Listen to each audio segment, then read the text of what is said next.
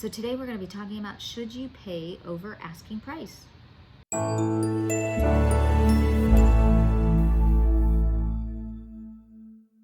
So you're buying a home, right? And you're wondering, should I bid over the asking price? So we're in the Las Vegas market, and that's what I'll be discussing today. And right now, we have about 1 month of inventory on the market, which means it's a seller's market. And demand is high for housing with very low inventory. Most of the homes priced under $400,000 are seeing multiple offers. They are selling the same day they're put on the market, and some of them even have bidding wars.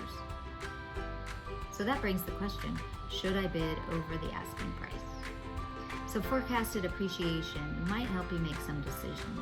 In Clark County, they're estimating about 6.5% appreciation year over year, with the next 5 years to see a 25% appreciation.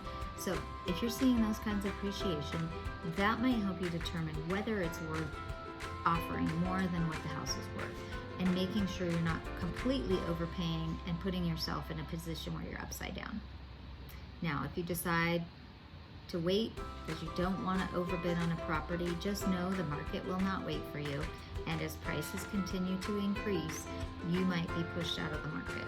So at some point you may have to decide, is it worth paying full price or a little over to get that dream home? I think it's super important for every American to have access to own a home and build wealth through home ownership. If you want to go over your numbers and see what your purchasing power is, just reach out to me. I'm happy to help. Have an awesome day. If you're new to my channel, make sure you like, subscribe, tap that little bell. I post new content all the time.